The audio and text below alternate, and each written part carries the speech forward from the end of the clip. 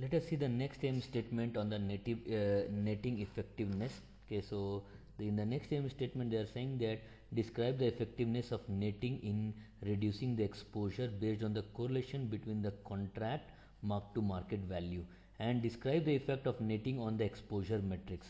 So previously we have discussed that netting can reduce exposure to counterparty, or it can have no effect, okay, but it can never increase it. Okay, here we will see in more detail, including the relationship between netting and exposure as well as the correlation. Okay, trading measurement. So what they are saying is a trading instrument will have a beneficial effect on netting if there are some negative mark to market there. Right. For instrument whose mark to market can only be positive, the effect of netting would not be beneficial. Okay, instruments with only positive mark to market would include options with upfront premiums like equity option. Instruments having only positive mark to market, okay, like options, right? So please note that if you have bought a call option, right, so you have the buyer, so you cannot have negative MTM there, right? So you have upfront premiums like equity options, or you can have swaptions, caps, floors, FX options, though these will have only positive MTM. However, there are some products which can have positive or negative MTM during their life, right? So what we are saying is the instruments like you have long options with without upfront premiums, okay, some interest rate swaps, certain forwards, okay, currencies, cross currency swap, off market instruments, and wrong way instruments. So these instruments you can have positive as well as negative. So just think about the future, right? In future you can make sometime money, you can lose, right? So you have positive MTM and you have negative MTM, right?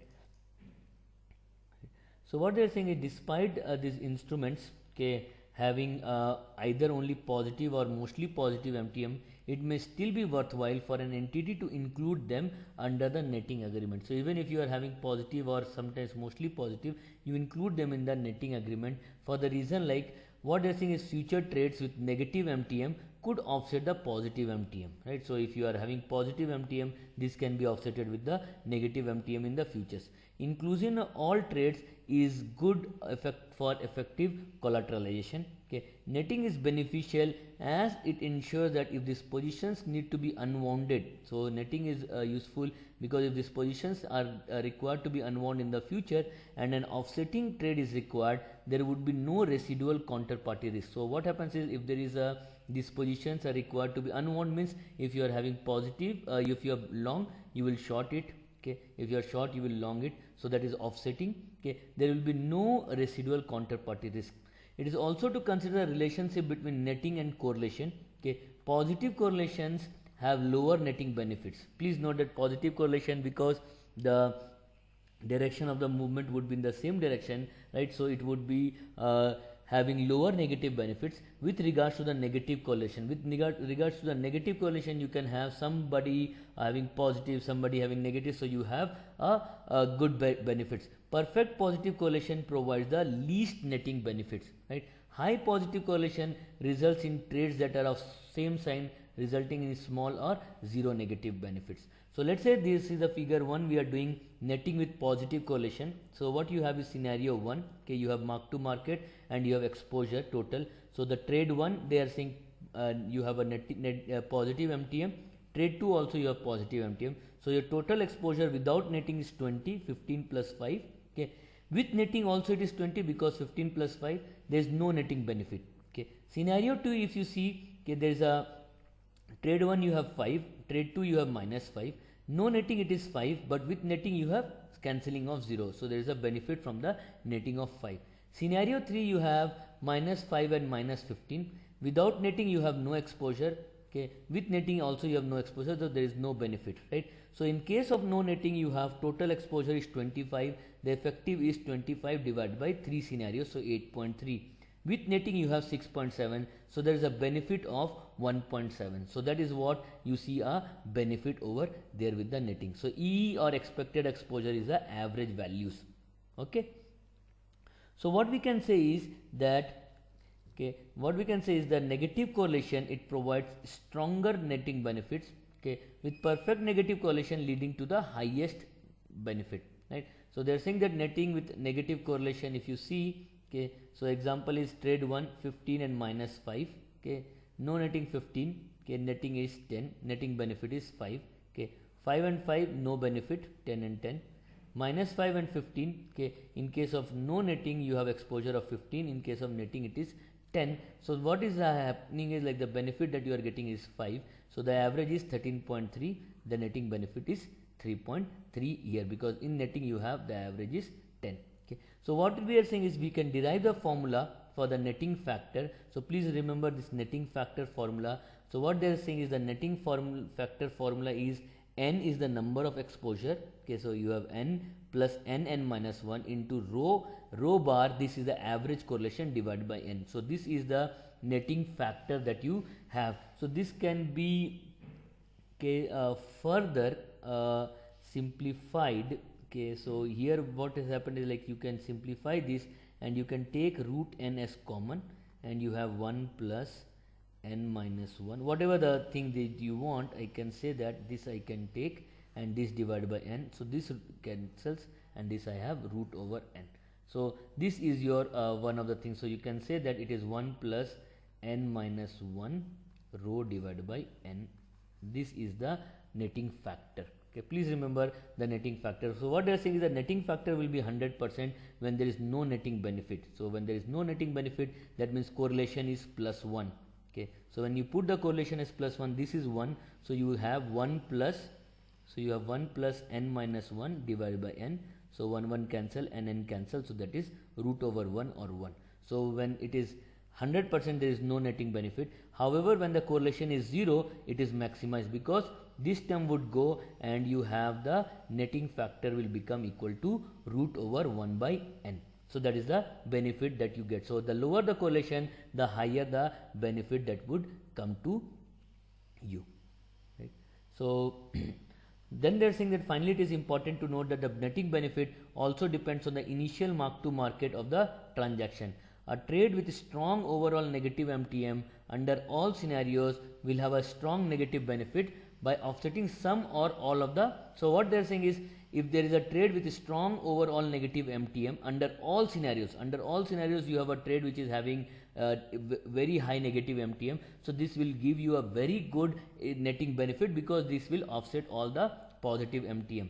Similarly, they are saying that a trade with strong overall positive exposure under all scenarios will reduce the netting benefit by offsetting some or all of the negative MTM. So there is a benefit that is there, it depends on the initial MTM.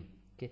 Next they are talking about is the collateralization. So they describe collateralization, explain the mechanics of the process, the role of valuation agent, type of collateral that are used, and reconciliation in case of collateral disputes. Collateral management has evolved over the last few decades. Like earlier, like there was no legal standard, now they are highly standardized through the ISDA documentation. The management becomes important. Okay, if you see the collapse of 97-98, Russian default, Asian crisis, and the default of LTCM, so these have led to stricter credit control and an emphasis on the collateralization. Okay, now what they're saying is the firms can manage. Okay, the firms can manage the credit exposures and mitigate counterparty risk by limiting the notional value of trades with counterparties, or looking at offsetting the trades that limit the exposure. Okay, there are 4 motivations for managing the collateral. First is reduce credit exposure. Okay, second is have the ability to trade with a counterparty, right? Then reduce the capital requirement, and then you allow for more competitive pricing of the counterparty risk. So here we will understand the fundamental of collateralization and look at the benefit and the risk. So what are the basics of collateralization? Okay, it is fairly straightforward. Two parties, they execute certain trades. Okay, one will have a negative MTM and other party will have a positive MTM. The party with negative MTM will post collateral in the form of cash. So the party who is having a negative, okay, he will post collateral to the other party in the form of cash or securities, okay, to the party having positive. Okay, in reality, collateral is an asset supporting a risk in a legally enforceable way. Okay, it is bilateral, where either side is required to post or return the collateral. So what happens is, like A has posted collateral to B, okay, where because the B had to get the money from it, but let's say next day the market falls and B had to pay, so what will happen is that B has to reverse, okay, pay and also post more collateral. So that is the idea. So you have to return the collateral also to the side which is having the positive exposure. Okay. Let us try to see the analogy of the collateral with the mortgages and additional risk. So they are saying that it is easier to think of collateralized trade as similar to a mortgage house. Okay, the mortgage provider, the lender, is faced with a default risk, the risk that the borrower will not make the payment. So this default risk is mitigated by pledging the house as a collateral, right? So the downside is that although the default risk is mitigated, it creates additional risk like market risk. What if the value of the house fall? Operational risk, that is the mortgage lender is unable to take possession of the house for some other reason, that is he is not able to evict the owner, right? It can happen, right? Liquidity risk, right? So that is the lender is unable to sell the house quickly. Correlation, that is a wrong way risk, that is there is a correlation between the property value and the default of the mortgage. When the mortgage defaults, the property value is also decreasing. Okay, then let us see what are the collateral agreements and type of collateral. The process of collateralization is done through legal documentation under which the parties negotiate collateral supporting documents that state the terms and condition of the process. Collateral agreement should specify the currency, type of agreement, whether it's one-way agreement or two-way, quantify the parameters, which are the type of collaterals are eligible, timings regarding the delivery and margin call frequency, and interest rates for the cash collateral. So please note that if you are giving the cash collateral, the party who is taking your collateral, he has to pay the interest rate. Trades between counterparties are then marked to market on an ongoing basis, typically daily, and valuation including the nettings are determined. So the valuations are determined daily. Right? The party with a negative MTM then delivers the collateral to the other side and the collateral position is updated. So whoever has negative MTM, he will provide the collateral to the other side and the collateral is updated daily. Right? However, it creates lots of operational issues. We'll see. Okay. Then they are saying that there are many type of collaterals that are used depending on the riskiness of the exposure. Collateral can be cash, government agency securities, mortgage-backed securities, corporate bonds, commercial papers, letter of credit, and even equity. Okay, most common is cash. However, during extreme market event, the cash collateral can be limited. Like they can give agency securities. Okay, they are often preferred for liquidity because these are liquid. However, the recent market events have led to the true riskiness of these securities, because in the recent market events in the mortgage crisis of 2008, we found that the agency securities, their liquidity were low. Okay, and they're saying that non-cash collateral may also give rise to problems with regarding to the rehypothecation. We'll see it soon. Right? What is a rehypothecation, and it creates some price uncertainty. Okay, now let us see the valuation agent.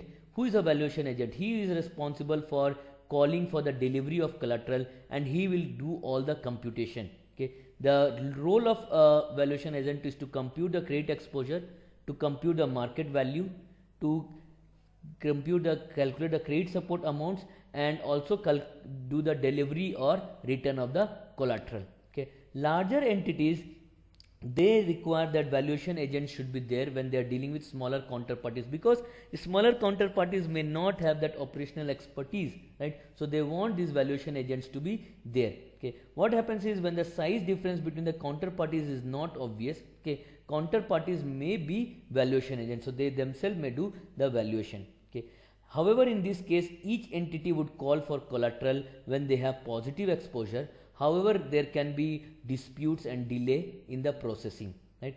One remedy is to use third-party valuation agent that would handle all the collateral process as well as do the collateral substitution, resolve dispute, and it will produce the daily valuation report. So the industry is moving towards this, wherein you have third-party valuation agents are there.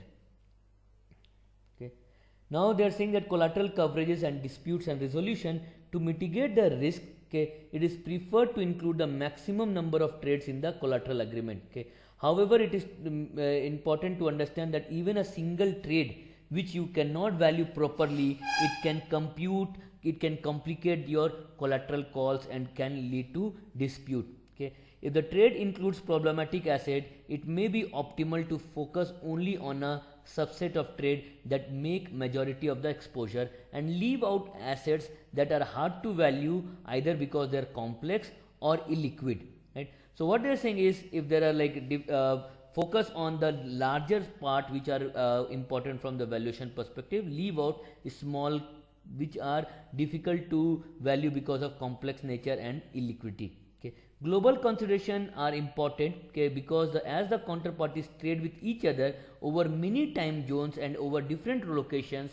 it may be optimal to handle the trade separately with the regions that are problematic and make up only a small portion of trade. So what they are saying is, those regions which are problematic or those regions which are small, can handle them separately, right? And if an entity expects one of its counterparties to have difficulty in valuation of assets or trade, okay, it may be preferred to leave those items uncollateralized, because what happens is, you are saying that okay, it is difficult, okay, you leave it, because one trade, if it creates problem in the entire thing, it is not good business, right? So you leave those uncollateralized trades rather than face potential and frequent disputes. Okay, the collateral agreements require undisputed amounts to be transferred immediately. It is usually advantage to collateralize majority of the products.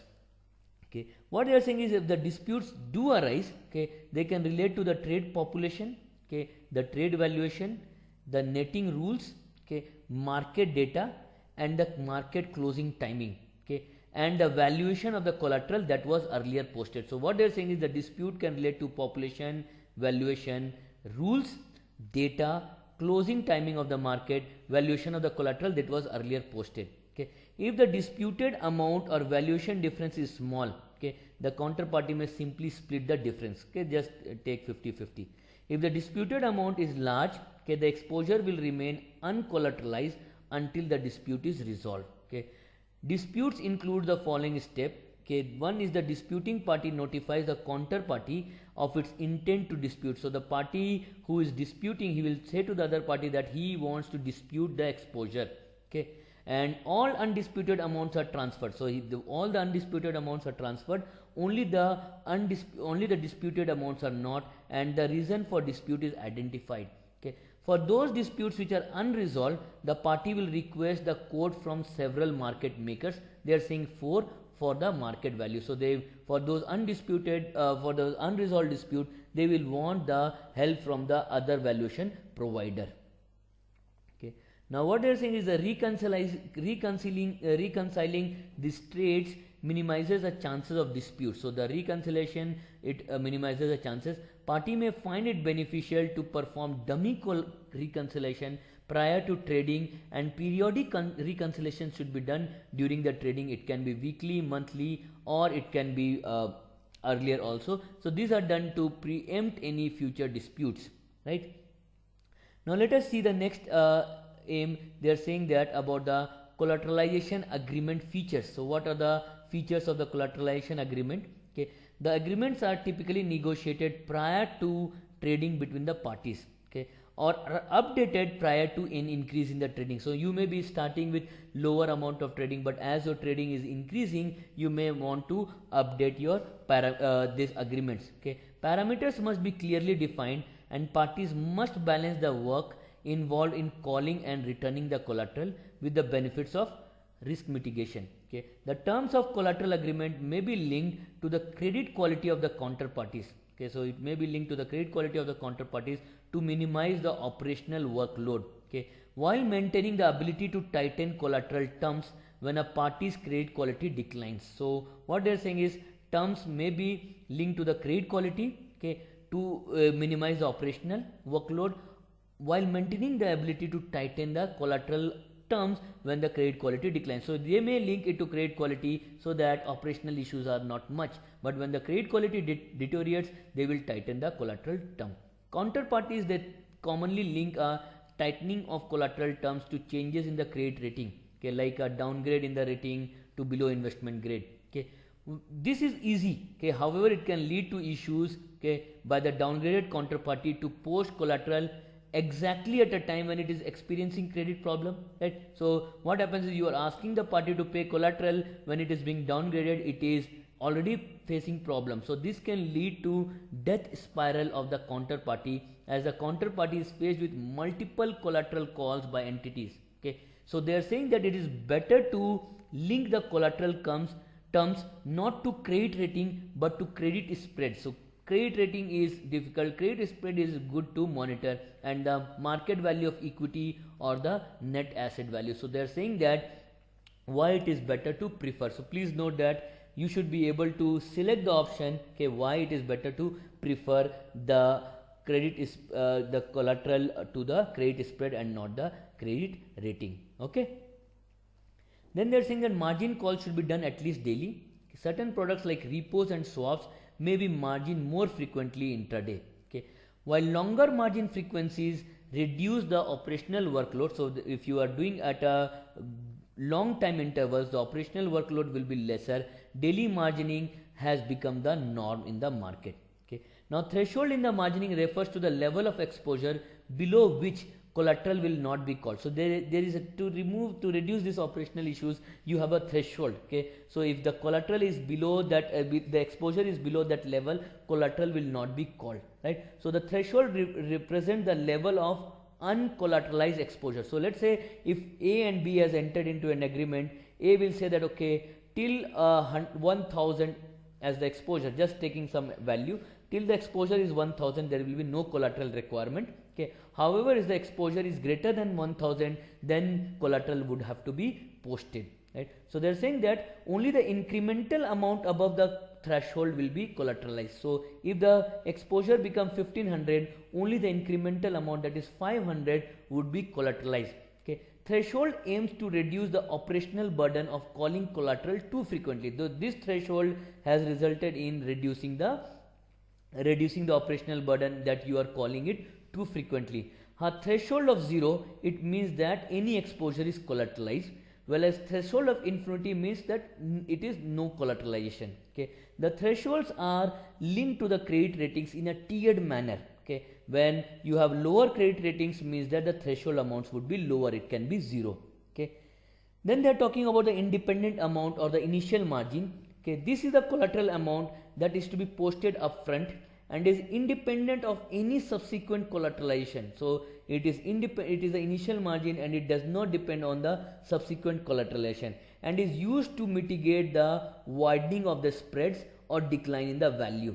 Okay, an independent amount is typically required, okay, by stronger credit quality counterparties or those parties who are expected to have the positive exposure, and it is kind of a over collateralization that is done. Think about the initial margin that you have to pay in the futures contract to the exchange, right? This is not related to how much you have the daily mark to market. No, it is the initial margin that you have to give, right? Independent amounts are also typically linked to the credit rating of the counterparties in a tiered manner. Okay, however, as opposed to the threshold, the level of independent amount, it increases with the lower rating. So this amount, it will increase with lower rating. Independent amounts can be thought of as converting counterparty risk into gap risk, right? So ensuring that you have less risky counterparty, they always remain over collateralized, okay, without incurring losses even when the risky counterparty defaults. So they are saying that, okay,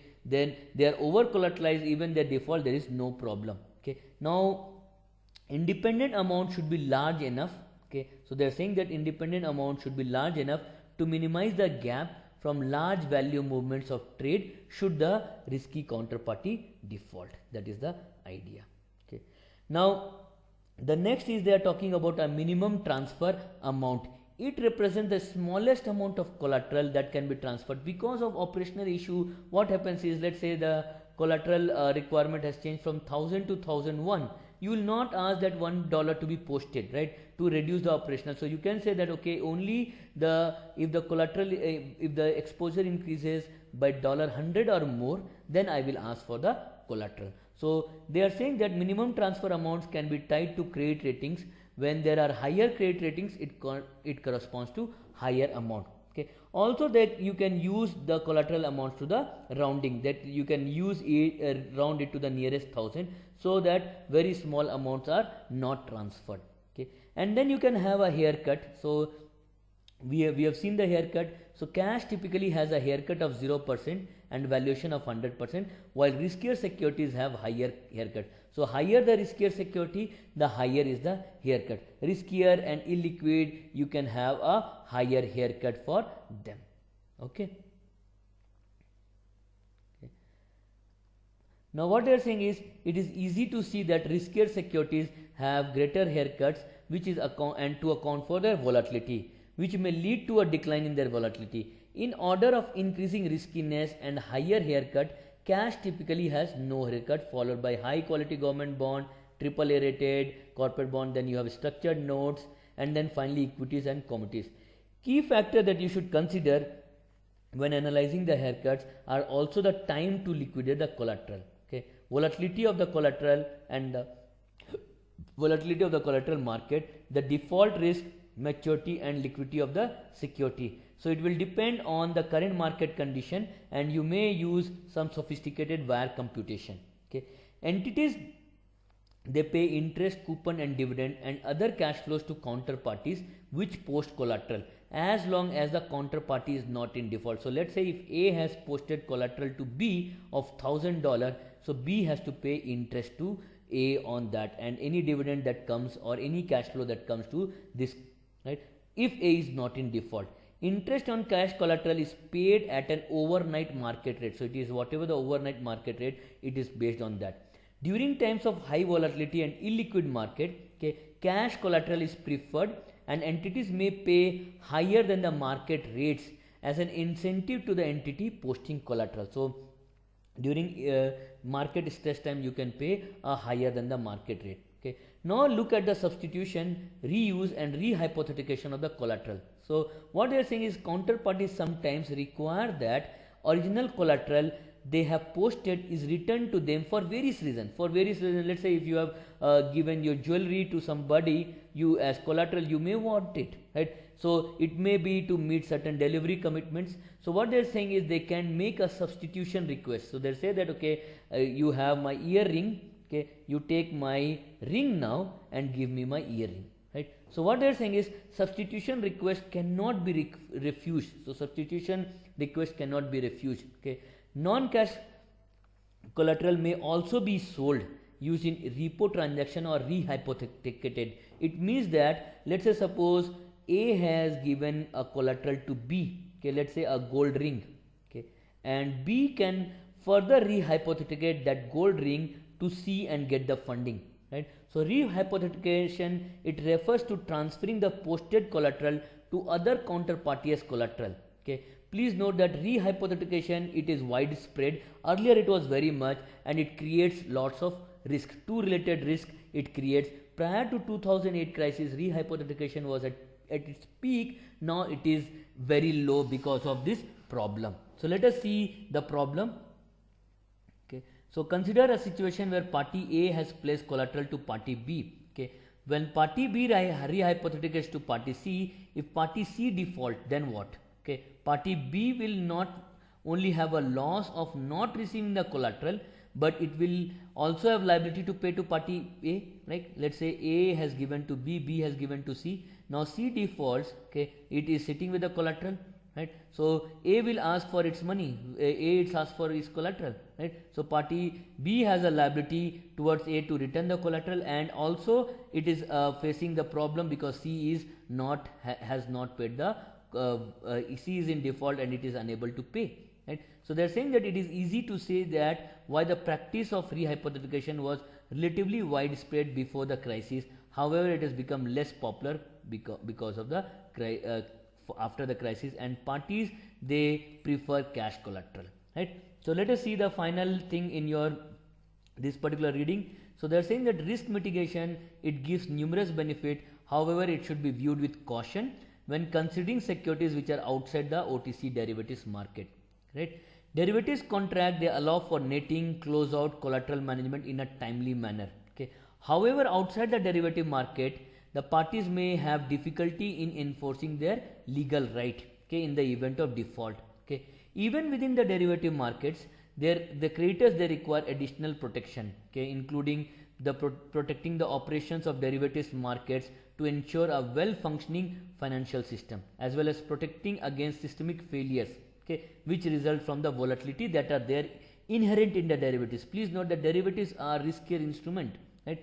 Without risk mitigation, it is difficult to imagine that derivatives market would have grown to the size, liquidity and the concentration that we find today. Okay. However, it is important to recognize that the market participants tend to overestimate the benefit of risk mitigation. So they are overestimating the benefit, okay, of the risk mitigation. They are to maximize the trade profitability. So they are saying that, okay, risk mitigation I have done, so they want to maximize the trade profitability. Regulators may also overestimate the risk benefit due to the lack of full understanding of the trades or due to pressure from these market participants. So regulators may also overestimate the benefit and they may apply lower capital charge. Risk mitigants may increase the systemic risk of the market. So netting and collateralization may lead to a concentration of dealers, while closeout may make managing the insolvency of a dealer more difficult, because you are doing a closeout when he is in default. Collateralization may cause funding liquidity risk, as counterparties need to post collateral on short notice, and reduced rehypothecation can lead to increase in the funding cost, right? So this completes this particular reading.